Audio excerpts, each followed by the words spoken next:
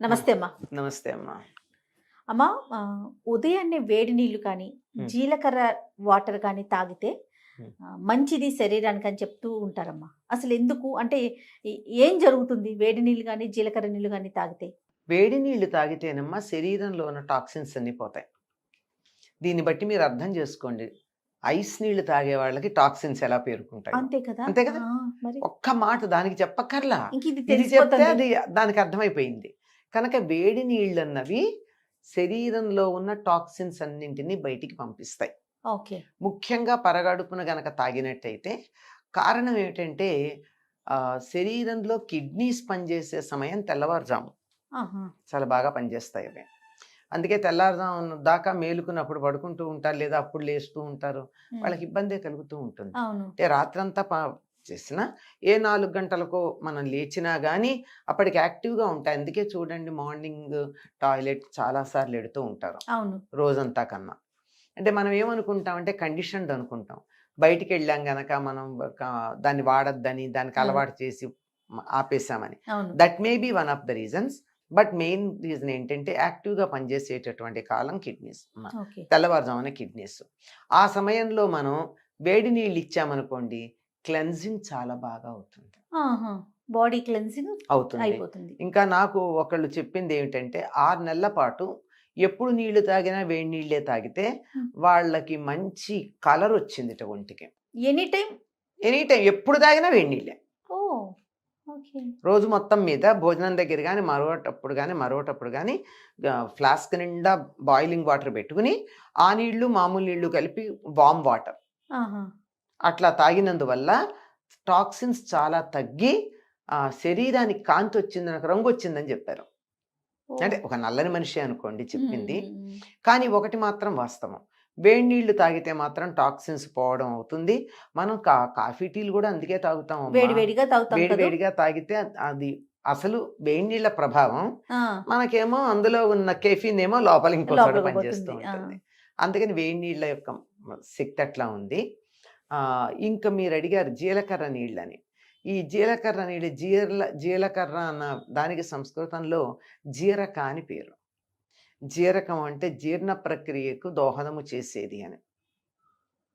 మన జీర్ణ ప్రక్రియ చక్కగా సాగడానికి సహకరించేది జీలకర్ర. జీలకర్ర. కనుక జీలకర్ర నీళ్లు ఉదయాన్నే తాగితే ఎక్కడన్నా ఏదన్నా అరగకుండా ఉన్నటువంటిది హ్మ్. బయటకొస్తుంది. ఓకే. అదంతా అరుగుదలవుతుంది. బయటికి రాకుండా అరుగుదలవుతుంది. ఆహా! అందుకని జీలకర్ర నీళ్లు తాగమంటారు.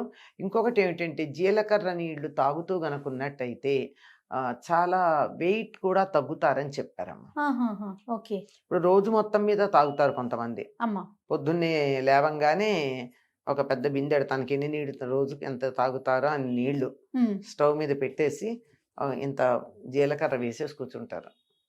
హుహు. అది మరిగి బాగా మరుగుతుంది. హ్మ్. ఆ మరిగిన తర్వాత దాని మీద మూత పెడితే అప్పుడు కదా బాగా సెటిల్ అయ్యేది. అవునవును. రోజు మొత్తం ఆ నీళ్ళే ఆ తీసుకుంటూ నీళ్ళే ఉంటారా? తాగేవాళ్ళున్నారు.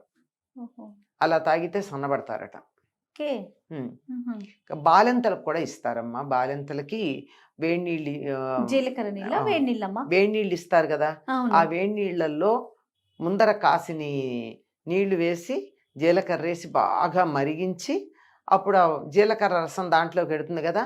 అప్పుడు మరి కాసి నీళ్లు పోసేస్తారు. అప్పుడు గోరువెచ్చని నీళ్ళయిపోతాయి. ఓకే. ఆ నీళ్లు ఇస్తే ఒళ్ళు ఇలా తీసేస్తుంది వాళ్ళకి. ఆహా! ఇది అందరూ చేసే పనే. అవును. జీలకర్ర నీళ్ళు శరీరంలో ఉన్నటువంటి తడిని తీసేస్తాయి. ఆహా! అంటే తగ్గుతుంది. ఓకే. తర్వాత జీర్ణ జీర్ ప్రక్రియ ఆ! బాగుంటుంది. ప్రధానంగా జీర్ణ ప్రక్రియ బాగుంటుంది. అందుకే మన వాళ్ళు ప్రతి దాంట్లోనూ గూడా జీలకర్ర జీలకర్ర వేస్తారు. నీళ్ళు తప్పనిసరిగా వేస్తారు. కాదమ్మా. నీళ్ళు తాగినా, తాగలేకపోయినా అని చెప్పి హ్మ్. మనం ప్రతి కూరలో కూడా జీలకర్ర వేస్తాం. మనకసలు పెద్ద సమస్య లేదమ్మా. హ్మ్. మనకన్నీ ఆవాలు, జీలకర్ర, మెంతులు తప్పనిసరిగా పసుపు తప్పనిసరిగా వాడతాం గదా! అవును. అంటే మెంతులు కొన్నిట్లో వేస్తాం, కొన్నిట్లో కొన్నిట్లో వేయము. వేయమనుకోండి. ఇవన్నీ వాడినప్పుడు వాటికున్న ఔషధీ గుణాలు అంతవరకు చాలు మనకు. అంతకన్నా ఎక్కువ అక్కర్లా. ఓకే. కూరలో ఎంత వేసామో అంత చాలు. పైగా అందులో వేసిన జీలకర్ర మనం తిన్నా తినకపోయినా దాని తాలూకు సారం కూర మొత్తానికి పడుతుంది. వెళ్ళిపోతుంది. అంచేత మనకి బానే ఉంటుంది. జీలకర్ర అంటేనే జీర్ణ ప్రక్రియకి దోహదం చేసేది. ఓకే. ఎప్పుడైతే శరీరంలో మెటబాలిక్ యాక్టివిటీ ఎక్కువవుతుందో, జీర్ణ ప్రక్రియకి ఎక్కువ సమయం పడుతుందో తప్పనిసరిగా దా ఎక్కువ సమయం అక్కడ వినియోగించేటప్పటికి శక్తి శరీరం తగ్గుతుంది. అంతే. ఇప్పుడు అంతే. జీర్ణ వ్యవస్థ బాగా పనిచేస్తేనే కదమ్మా ఉదయము హ్మ్.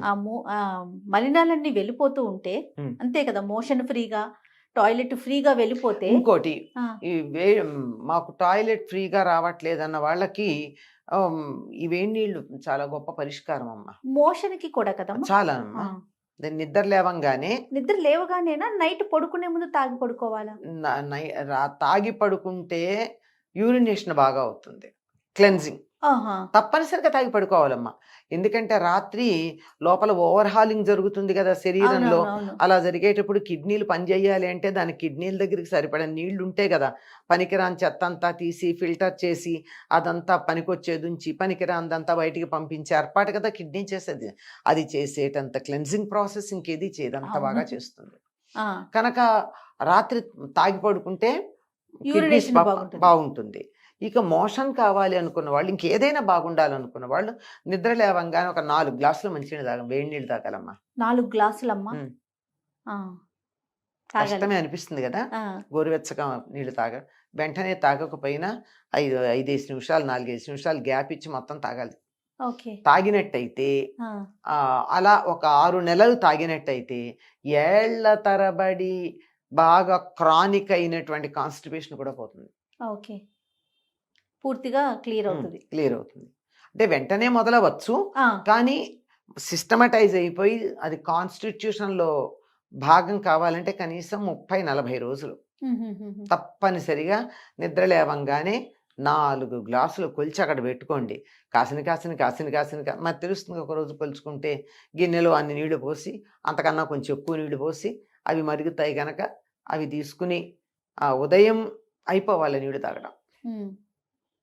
సో, పొట్టంతా క్లీన్ అయిపోతుంది. క్లీన్ అయిపోతుంది. రైట్. సో, ఉదయం జీలకర్ర నీళ్ళు గాని, వేడి నీళ్ళు గాని తాగటం వల్ల ఇప్పుడు ఇది శరీరంలో ఉన్న ఇదోటి కనిపెట్టి జీరా సోడా అని చెప్పి కూడా జీరా అమ్ముతున్నారు. సోడా వస్తోంది. ఆ, అవును. ఎందుకంటే జీలకర్రకి ఆహారాన్ని పచనం చేసేటటువంటి లక్షణం ఉంది. ఓకే. అందువల్ల దాన్ని బాగా ఎక్కువగా వాడుకుంటున్నాం. అవును. అవును. అంతే, అంతకన్నా ఇంకేం లేదు. ఈ జీలకర్ర వాడడంలో అదొకటే కారణం. ఓకే. తర్వాత సన్నబడతారు కూడా అమ్మా జీలకర్ర నీళ్ళు తాగితే. ఓహో! ఇంకే మంచి అద్భుతమైన టిప్ ఆ, ఇది. రైట్. థ్యాంక్ యూ అమ్మా. నమస్తే. నమస్తే అమ్మా. సుమన్ టీవీలో మీ పర్సనల్ అండ్ బిజినెస్ ప్రమోషన్స్ కోసం కింది నెంబర్కి కాంటాక్ట్ చేయండి.